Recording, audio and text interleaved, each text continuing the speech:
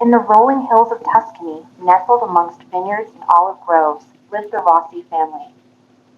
Nonno Giuseppe, the family's anchor, was a weathered oak of a man, his laughter as warm as the sun-drenched earth. Nonna Sophia, his firefly of a wife, danced through life with a twinkle in her eyes and a mischievous glint in her smile. Their three children, Matteo, Sophia, and Luca, were as different as the grapes they cultivated. Matteo, the stoic vine; Sophia, the vibrant wildflower; and Luca, the playful fig tree. Their lives were woven into the fabric of their land. Sunrises found them tending the vines, calloused hands working in unison. Evenings were filled with laughter and chatter around the worn wooden table, Nana's pasta warming bellies and hearts alike.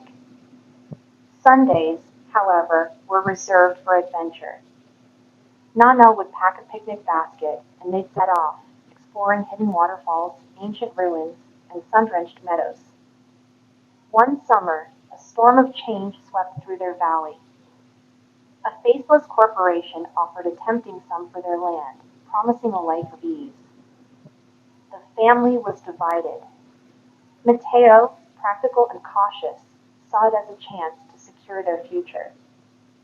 Sophia, passionate and fiercely independent, feared losing their heritage. Luca, young and impulsive, saw only excitement in the unknown. Days turned into weeks, filled with tense silences and tearful arguments. The once vibrant laughter around the table was replaced by the clinking of silverware and the echo of unspoken words.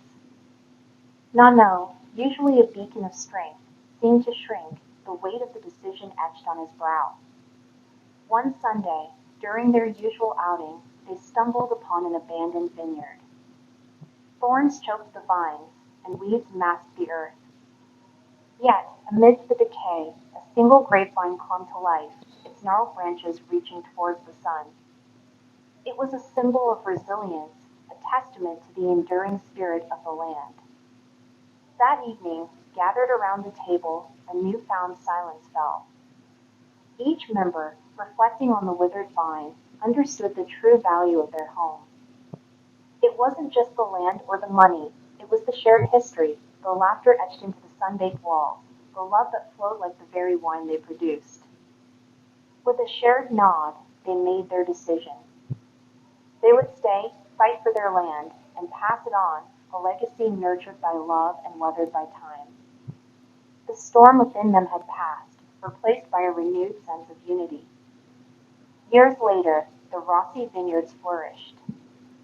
Laughter once again filled the air, this time joined by the joyful squeals of grandchildren. The storm had tested their bond, but it had also strengthened it, reminding them that family, like the land, was something to be cherished, protected, and passed on generation after generation.